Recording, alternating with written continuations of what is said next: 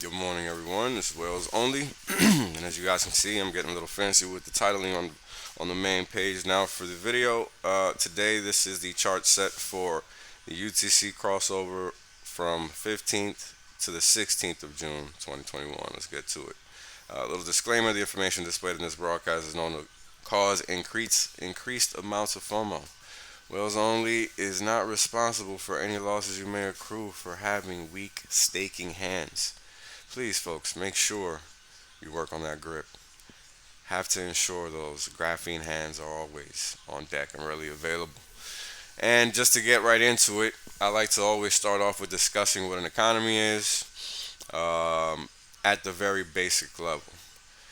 And I had an interesting comment in my most recent chart set video where the commenter stated, well, what about schools and those local municipal services that you usually get for your tax dollars or tax fiat, depending on where you live.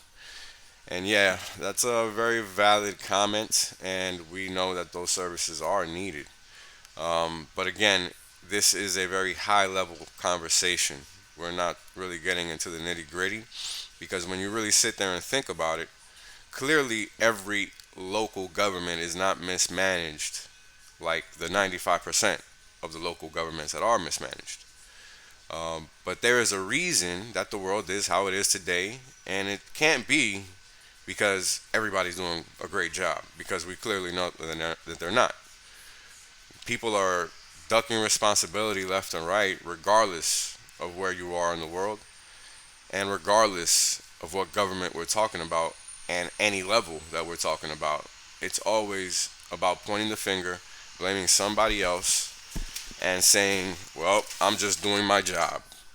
So while I can relate to your sentiment, I think we need to think a little bit bigger than, oh, what about tax dollar, or what about money for schools and garbage and stuff like that. Like, in all honesty, people can determine their own child's schooling. They don't really even need a school. That's just what we have to deal with because of the way life is structured today. There are a lot of things that you consider normal that have been made normal. Think about that. What sense does it make to spend hours on end away from your family? It is entirely asinine. So while my views may be a little extreme on the topic, there are a lot of things that you have to synthesize and palletize before you can completely understand what makes sense and what doesn't. And the fact remains is that spending a minimum of 1/3 to 10 to 12 hours a day away from your family when there are only 24 of them in a day just has never made sense to me. And this is what leads to everything else that we deal with in our present day society. Uh, the breaking of the fabric of family is what has us where we are today. And it's seemingly their goal if you look at what they promote. Don't take my word for it. Just look around. Just look around. Why does working two jobs while having a wife and a kid, and check it, it's not just the husband that's working if it's a two-parent family, they're both working. And they're both struggling to get by. And that's assuming both have a job. Because in 2021, there is barely an economic situation in America. Thanks to 2020. Because people in this bucket decided to do whatever they wanted to. And the people in this bucket just bent over and took it. So now this bucket is probably like 50%, and this bucket is probably like 50%. So while a valid point, we need to understand how things work. Nothing is linear. Nothing. So while something at the bottom level happens and you think it doesn't reverberate up, it does, because there's always pushback, and we know this. And then on the flip side, things always roll downhill. They don't roll uphill. So these are things you need to think about. When you're the person in charge, i.e., the private sector, and you're letting the children in the insane asylum run the show, there is going to be problems. And that is clearly what we're seeing 200 years into the experiment that is America. Think about it. This is the perfect example. Big government equals big problems, period. Top to bottom. And that's just how it goes. Now, if you live in an area where it's been pretty much removed from all of the craziness that's been happening lately, don't move. And congratulations. And we're going to keep it moving. All right, so this is the latest chart that I've added to the set. And this is a pie chart. Um, Clearly, because it looks like a pie, it's a circle. And what this chart is showing is the breakdown for the market cap at crossover last night for the top 100. Data source is nomics.com. Here we have Bitcoin at 44.17%, Ethereum at 17.49%, with Hex at 3.08. Now, the cool thing here is that Hex is only 1.5 years old. Ethereum is 6 years old. Bitcoin is even older at 12%.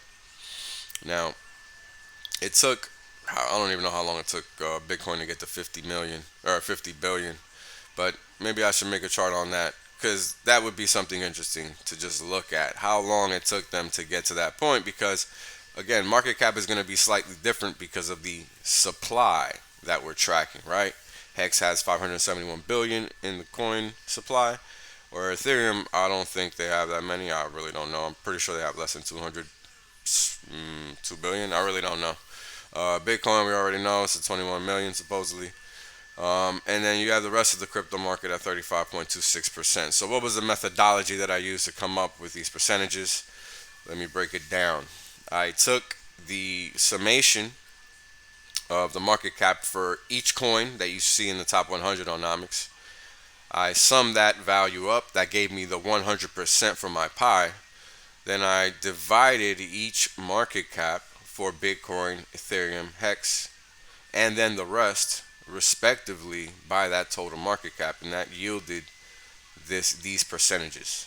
And that's how I came up with this chart. So over time, we're just going to track how Hex continues to eat into the wallet share of the market, because as we all have seen uh, lately, capital flows to where it's treated best. And that's just what we're going to learn the hard way, because that's how the world works. So, this is just a great chart. I mean, I love it, honestly, because it's really going to show us what is really going on over time in terms of the big picture, right? Versus the whole market. All right, so here we have the first 548 days live. And here we're comparing Bitcoin versus Ethereum versus Hex and the T-shares indices respectively over their first 548 days of existence. So Bitcoin doesn't have an actual price print until day 562 of its existence. This is why you see a flat line here at 0, which in this chart equals 100, because what this chart is an index chart, and an index chart is merely wrapping its head, or it's merely tracking how many times over 100 the price action is going, or how many times below in this case. So if you're starting at 100, 100 equals the base value. So if you want to determine what the return is, you would simply take 100 and subtract it from the value that you're seeing on the screen for each respective index. And that's just where we're at. So with Ethereum, we're at 937 on the index. Hex is at a whopping 41,748 on the index, rounding up. And the T-shares are at 74,968. Guys, these are just this move is phenomenal, right? I mean, you could easily presume there's going to be a pullback when you've seen price move in such a way, but Hex is surprising. It doesn't really do a pullback. It really does a lot of sideways action. And the pullbacks, if any, are really slight in comparison to what the up moves are. And if you're looking at the chart here, you can see the biggest pullback relative to the following move was the initial one. Ever since, they've always been smaller than the impending up move. Always. Right? I mean, you're looking at peak to trough here, and then peak to trough, and then trough to peak, right? And it's always the case that the up moves are bigger than the down moves thereafter. I mean, this is another one where it wasn't the case. Peak to trough, trough to peak. But if you look at this as one big wave, which I kind of do because we kind of just went sideways here in a pennant form, and while we didn't know it at the time, that's ultimately what it ended up being. So, from an analytical perspective, you would have to kind of take this in between. I would err on the side of treating this as a sideways move, just because the preceding move was so big and the move thereafter doesn't look to me like it was even 50%. Um, but I'm not really eyeballing it that well. Let's see here, 1300, 5,000 something plus. Yeah, so that was probably around 50% move, which is somewhat typical when the trend is going to continue. When the trend isn't going to continue, then we go below 50% on average, right? I'm just going off of what I've seen in my time in staring at markets. Once we break that 50% mark on a pullback, things get hairy because you don't really know what's going to happen at that 61.8 retracement level or even that 75% mark, right? So, just some technical aspects to be aware of when you're looking at Hex and considering what a pullback actually is, because Hex doesn't really give many pullbacks. And if you're new, you will come to learn this with time, given how price works. It's just a different animal because of the design of the coin. The design of the coin is primarily to buy and hold. So that means there's always going to be a limited supply in the market, no matter how many coins there are in existence with respect to the supply. Because what you see, as far as what represents the market cap, is never what is actually floating around in the market. And this is true for every market on the planet for the most part, especially a spot market. This is primarily true for a spot market now that I think about it. And I mean, even for, yeah, primarily for a spot market, because even if you're thinking about a derivatives market, right? Like say the futures or the options market, market makers are always there with supply, right? Waiting for you to hit their books because it's a level 2 order book, which is a centralized order book where it is literally for exchange traded products typically. And what that means is that this market is strictly set up on an exchange that is centralized. And then you have two sides to that market at all times making a bid or an offer, meaning they're willing to buy or they're willing to sell. And then X numbers up and X numbers down, you have price levels. And the closest prices are the ones that are always matched to make the transaction. That's simply it. Whether it's a limit order or a market order is irrelevant. It is where the price is going with respect to what the market wants that matters. So this is what's unique about a DEX, which is a decentralized exchange, and a centralized exchange. Centralized exchange constantly has supply at the ready in amounts that can lead to down moves because that is actual supply hitting the market at all times. Decentralized exchange is a little different in that people have to be there providing liquidity in real time. It's not something, well, you can have a bot, right? Somebody has to actually come and click buy. Somebody has to actually come and click sell in order to match a transaction. So while we now have limit orders, thanks to Uniswap's V3, or one side of limit orders, let me rephrase, it is still important to understand that in a decentralized exchange, one leg of that trade has to be initiated, even if the other leg is just there waiting. That's not necessarily the case for a centralized exchange, which can be moved with the order book. Now, that's a little advanced, but it's just the way it works. And maybe one day we'll get into it, but it's just important to understand the nuanced difference because that is what makes Hex's price performance possible, right? It's not on a centralized exchange. So when somebody goes to sell it or buy it, it's an intentional action.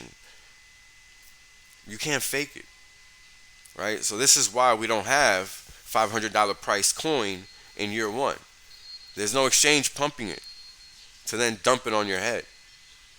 So you're welcome. And we're gonna keep it moving. On to the Hex post-payday chart, day 209 as of last night's crossover, and we're just hold on a second. Yeah, this chart isn't updated. Give me a second, guys. All right, updated that chart really quick just to give us updated figures here for the crossover as of last night, 6:15 to 6:16, June 15th to June 16th. So the Hex Big Payday Index is at 1,746, whereas the first halving is at 803, second halving is at 155, rounding up, and the third halving is at 222, rounding down. And Hex is just performing phenomenally, and I go over this all the time. And just to reiterate again what the post big payday event is all about, it was about getting all the inflation, that is all of the supply that was being minted by the system during the launch phase, out into the market. Okay? And that event happened on November 19th, 2020. And this is why we had this top made here on November 1st. People sold into it, expecting a rug pull, quote unquote, into the big payday. And, well, what can I say? They were wrong. And since then, the index is up 1,746 points, right? So this just goes to show that people must always do their own research and never, ever, ever, ever follow the herd. Because the herd, well, let's just say they're called the herd for a reason. Now, really quick, we are 1x above the first halving, 10x above the second, 5x above, or 6x above the third. I mean, this is just 209 days in. What Bitcoin? T-shares to Ethereum versus T-shares to Bitcoin. All right, so what are T-shares and who cares? Right, so T-shares are the value proposition for Hex. T-shares are essentially what you get when you buy Hex and then stake it, because the use case for Hex is to make more money, right? This is the whole point of investing in general. But the cool thing about Hex is that it was made specifically to address that want, that desire, right? And we all want to make money in order to survive, pay our bills, etc. So the T-share rate is the mechanism which the system, the Hex system, uses to determine what the value is in order to earn interest over time. So with that, right, you get a specific rate, which we'll get into later how it's determined, and that rate essentially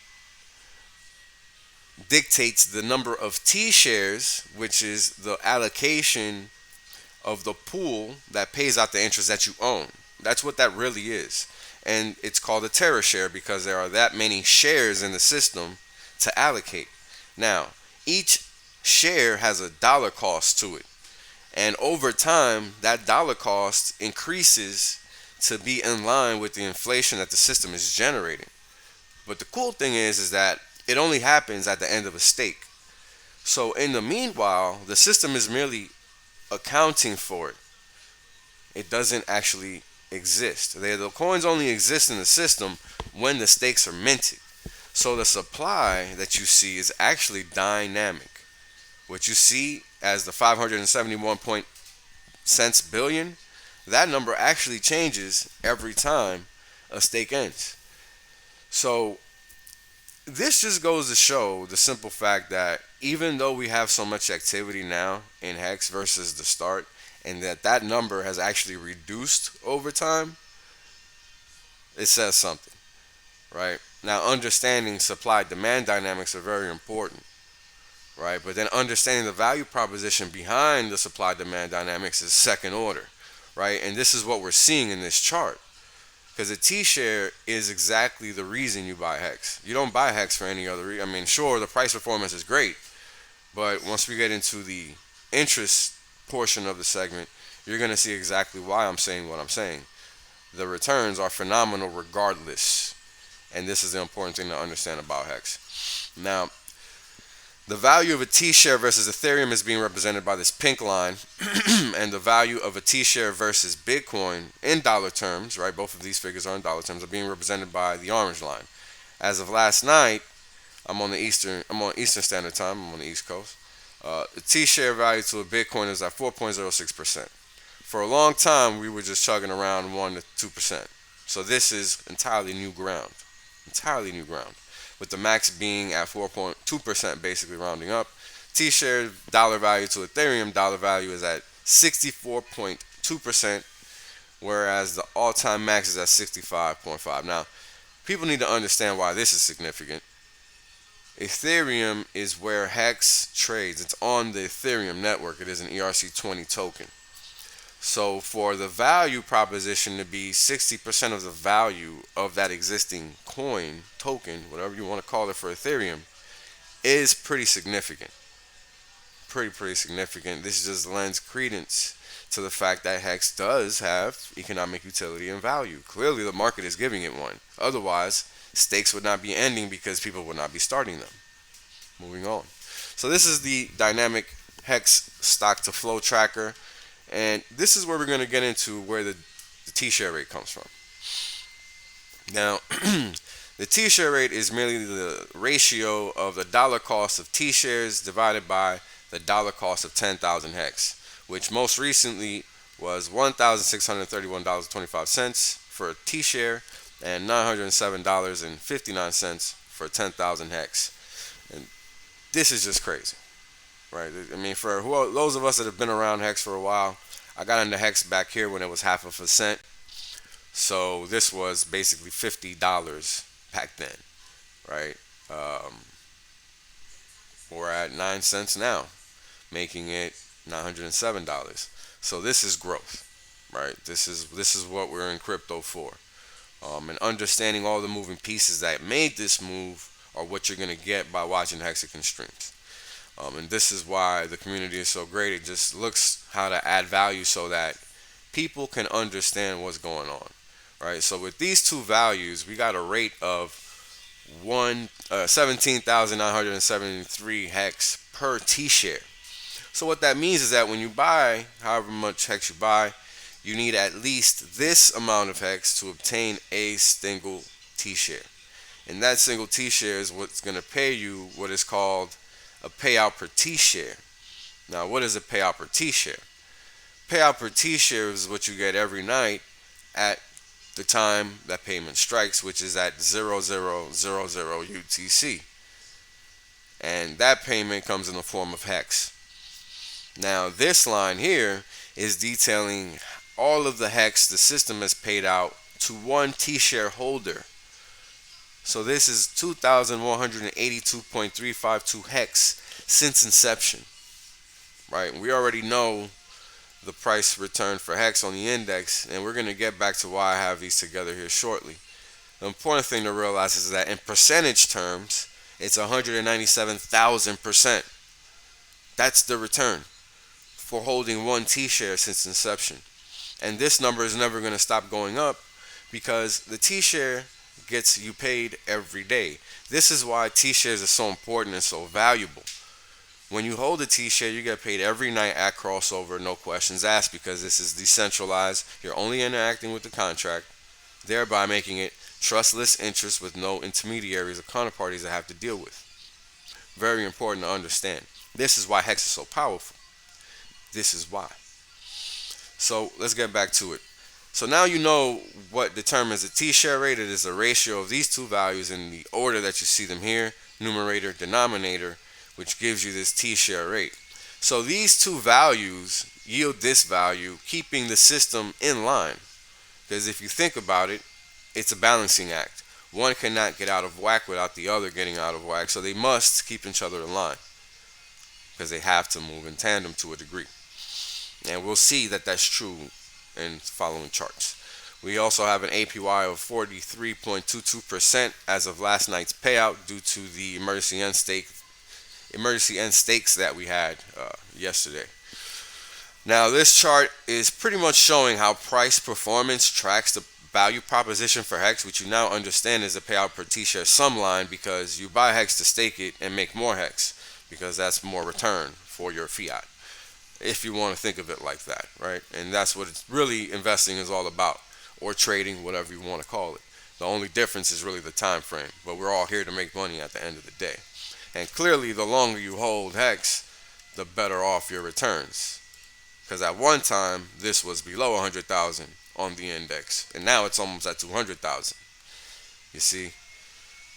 So this is what buying and staking is all about. It's about making money. It's not about anything else. This is the tech we're interested in here. This is the real tech. Because all that other tech that you're buying for is meant to generate this. But it doesn't do that because it's just empty promises. It's not really any tech. That's the difference between HEX and everything else. HEX is a finalized complete product. Finally something on the market for crypto that is complete and finalized. Now the payout per T-share index is letting us know how many times the payout per T-share has increased over time, and since inception is basically a 5x, removing the 100 at which the index started. The daily payout index is at 19,819. So the system has generated a 190x payout increase over time. Phenomenal. Find me a system that's done that. I'll wait. And I feel like I say this all the time, but it's true. I'm still waiting. So the HEX payout metrics post big payday is what we're looking at here. And what we're looking at in the pink line is the payout per T-share. Payout per T-share is again what you receive for your T-shares. If you have one T-share, you receive 6.64 for HEX last night. If you have 10, you can multiply this number by 10. If you have 100, by 100. If 1,000, by 1,000. And then to get the dollar cost of that, you would just multiply it by the dollar price of HEX at the time, and there is your payment in dollar terms. Now, the total T-shares were 11.055 million trillion shares as of last night, which yielded a daily payout in conjunction with the way that HEX pays interest, plus the emergency end stakes at 73.464 million HEX. Now, this is the highest it's been probably since October 12 to 13, I think, was the date where the HEX payout was about 12.9 HEX per T-share, 12.89 HEX per T-share, if I remember correctly, which is a day that, that was a hell of a day. Somebody emergency unstaked their whole bag of HEX for it was like 150 million HEX. And that was why the payout that day was like 12 HEX, 13 HEX. I mean, it's crazy. So to see this happen in real time, to almost half of that. I mean, this is almost one whole HEX above what we usually get, which is down here. 5.7, 5.8 HEX is what we usually get. And this is merely a function of the emergency end staking. This is how staking long always pays better, right? You're always there to interact with the system and obtain what the system is paying out. And this is what the game theory of HEX is all about. Having those graphene hands really does pay because everybody isn't going to have them. No matter what they say today, in 5-10 years, these payout per T-shares are going to be just in dollar terms now, because in HEX terms, it's hard to forecast what they're going to be because that's a function of the total shares that are in the system, right? That's how that works. And, in dollar terms, right, when people start seeing those dollar figures in their staker app or wherever, go.hex.com, however they're checking their math, it's going to be a thought for them as to whether they really want to finish that stake, knowing that even with penalties, they're going to still make a princely sum. So that's just something to keep in mind, because I know I think about it all the time, and this is what leads me to know I have graphene hands, because I'm going to eat all your cookies. I don't care. I have no rush. I've been working my whole life, and I have no qualms continuing to work until I no longer need to. In stylish fashion, of course. Moving right along. So now we're going to get into expiring shares. And now this chart really highlights what is exactly that's driving the T-share rate ratcheting. And if I remember correctly, we must be at 17,894 as of last night. And I mean, just last month we were 17,600 hex per T share rate range. So all of this end staking is really the thing that's driving this, right? And this is a function of the quantity of the stakes in the system on the time curve and how they're ending and how they're happening. So as we scroll through the dates, I want you guys to note that the x-axis is showing the duration of the staking of the staking time that the system is allotting at this present point in time, which is always plus 15.2 years, which is approximately 5,555 days, which is 5,555 days from the present date. So this was for 6/8, so this is going to go out to 6/8/2036, right? Because we're in 2021. And as we go along the charts, we're going to know that this scaling is from 0 to 100. Excuse me. And the important thing to understand that this is scaling the cumulative expiring shares, right? The cumulative sum of expiring shares across time and tracking the weight of the share counts respectively, right? Across time as well. And this is why we get 100 and a bunch of breakdown numbers here, right? We're 50% below 20, 20, below 10, in between 20, below 10, right? All of this should add up to 100, basically, is what I'm getting to. And this is just a breakout, right? Across time is the important thing to understand. So these values are going to change over time, right? And this is why we care about it, because this is what determines the increase in the share rate when these values change. Because these are existing shares in the system that are currently paying out. So once they expire, right, because they're expiring shares, always expiring, once they're created, they then start to expire. And if you guys didn't catch last night's Quad Gang stream, please do, number 20. Maddie, all in, came up with a new way, and Future Me, they both came up with a new way of looking at T-shares, which help us understand in a graphical, or just in a slightly different way that maybe we knew but just never thought of before, that the shares are always expiring, because we know it, but we don't really think about it. We don't talk about it, especially if you're long duration, right? Like you're maxed out in all your stakes and stuff. You don't really think about the fact that, well, every day that passes, you actually own less T-shares, because that portion of the T-share already paid you out yesterday. So 15 plus years from that point in time, you actually don't have 15 plus years left on your T-share stake. You see? And this is what's important to realize about the fact that these shares are expiring, and you need to be aware of that at all times. And that T-share rate going up is letting us know that that's important. So let's keep it moving as we go along to understand why these changes matter. Now, over time, this is just June here in the first plotted format. We have July here and August all the way down here, with September being right here, right after that, which is hard to see really, but it's there, because this is June, right? That's July, and August is the third connecting point, with September right here. Now let's get into it. 6/8, we already see the values are at 45% and approximately 22% for June and July respectively, moving us down on the 10th of June to approximately 44, and we moved up in July to approximately 25, it looks like. And now for the 15th, we've moved up, and that's as of last night, to approximately 47% in June. And it looks like, let me see here.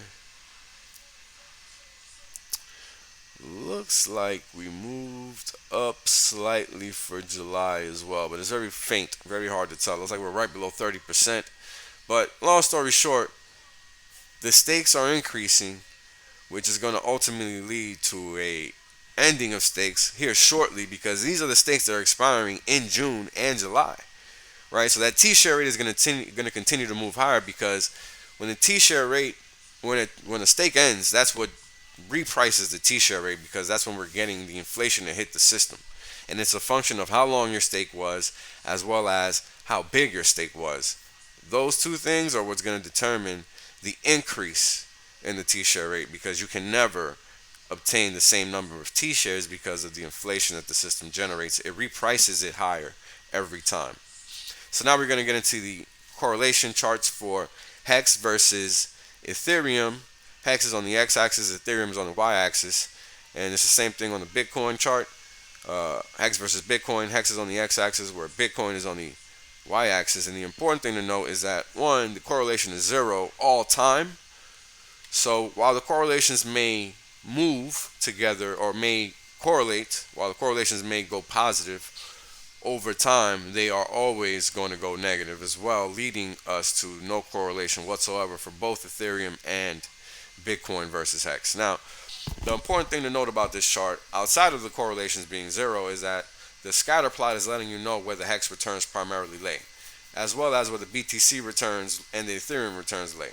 Now, on the x-axis, we can see that the HEX returns are primarily in the positive quadrant of the x-axis, where that's not the case for Ethereum and Bitcoin. And when a professional sits down, does this, and they see this, the investment or trade is a no-brainer, depending on how you want to time it. And this is the important thing to understand about these two charts.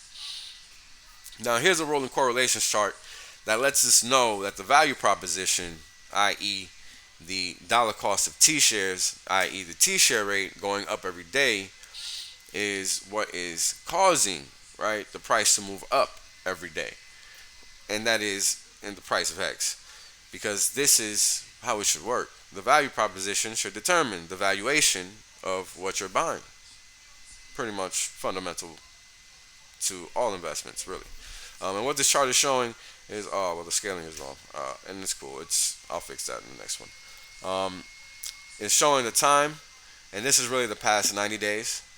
So this will go back to March, and this is showing the correlation from 0 to 100, because in this time frame there is no negative correlation to track. So we'll only use the 0 to 100%, and as we can see, the 55-day correlation, which is the longest one, which is the slowest one, as you can see here, which is the yellow line, is at 99.97%, which is almost a perfect correlation, meaning if the T-shares move up or down, the price of HEX is going to move up or down. And this is what we're seeing here. HEX price moving down because yesterday the price of a T-share went down. Simple as that. Less demand for T-shares. Perfectly fine. That's just a buying opportunity if you understand the system. Strictly what it is. Take advantage of it, because there are not many of them. And if you've been around long enough, you know that. So again, this just shows how the correlation between HEX and the T-shares are the value driving proposition here for HEX. Alright, so this chart is letting us know what the dollar values are across the system with respect to HEX and the payout per T-share that was emitted last night, and the sum of both and the future valuation that it yields across time. So as of last night, at the crossover, the HEX price in dollar terms was 9.076 cents, yielding within whopping 6.644 HEX per T-share, payout per T-share, dollar price of 60.3 cents, right? And as you guys can see, while this chart, the HEX price chart, went down, the adjusted values and the payout per T-share both went up. There's no bend in this chart. They both kept going up. Important to note that, because this is value accretion. This is how we end up getting these big moves in HEX over time, because the value is building always, no matter what. This is why we have price following the payout per T-share and the adjusted HEX value, which is merely just a sum of these two. Now, if we know that the payout per T-share is generated by more than one HEX, why are we tracking this value in the way that we're tracking it? And the reason is simple. Over time, one HEX is going to become as valuable as the payout per T-share that you're receiving. So, just like Bitcoin was worth cents in 2009, 2010, 2011, so does HEX now. And in line with that frame of thought, HEX is also going to increase in value, just like it has since inception, and is going to continue to increase in value especially given the fact that we can see here with the payout per T-share, which is the value proposition in dollar terms across time, what is going to continue to happen with the price of HEX. Because as we've already seen, the payout per T-share is generated by the T-share, which has a positive correlation strictly to the value of HEX. Or let me rephrase, the value of HEX is a strict positive correlation to the value of a T-share, which is what we're seeing with this pink line. So while this pink line continues to grind higher, it's going to ultimately lead, right? Because these two lines, the pink line and the yellow line, are leading indicators as to where price is ultimately going to go. So it's not a matter of if, it's always a matter of when. And that's the important thing that this chart is highlighting. And this green trend line is an exponential trend line, and it's just letting us know the graphical nature, right, with respect to the exponential trend of where this adjusted hex line is going. Notice there is no curve anywhere, no kink anywhere in this line. Take note of that, because this is exponentially going to continue. Hence, exponential trend line. And again, payout per earnings, right? Price per earnings, hex price per earnings is what we're looking at here. And last night, with the whopping increase we had in the payout per T-share, it definitely reduced the earnings ratio, making it even cheaper, right, from this view. Because what this is saying is that if you had hex yesterday, with that payout, you would achieve whole, right, in terms of what you put up in 15% of a year. That's what this means. Because you're putting up $1 in order to make a return, and it's costing you 15 cents to buy that dollar that you're going to hopefully make back, right? So this is the true value proposition for HEX right here, how cheap it is right now. Because the all-time low for the S&P 500 price to earnings ratio was 551%. And that was at the pretty much the end of World War One. And yeah, you heard that correctly, 551 versus 15%. Something to think about. And this chart is merely a amalgamation of the Apple chart, Microsoft chart, Google chart, and Bitcoin all time to show how the network effect actually works. And if you haven't seen my first videos, please go back and watch them. They really highlight how cryptos work, how markets work really in general, along with how humans make them work over time, because we are the driving force of markets.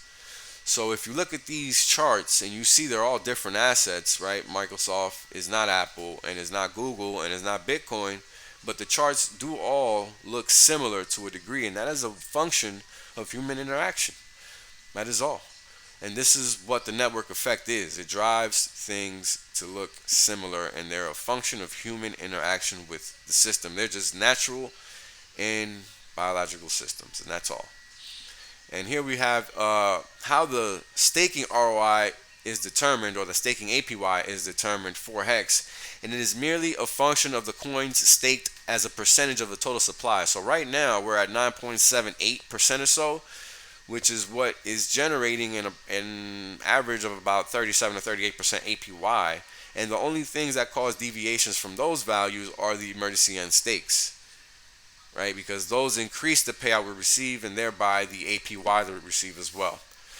All right, so that's pretty much all I got for this video. Thank you everyone that stuck around toward the end. I know this one was a little longer than usual, but it was for good reason. I didn't get to do a my charts portion last night on the Quant Gang stream because it got very good and very deep, so we had to deviate. So I hope this chart set fills that gap for you, and thank you for tuning in. As always, you can find me on YouTube at youtube.com/Whales Only. You can also find me on Twitter at twitter.com/Whales Only and the number 1. And you can also find me on Telegram at t.me/Whales Only. Open to questions, comments, feedback, if any. Thank you guys for watching, and have a good one.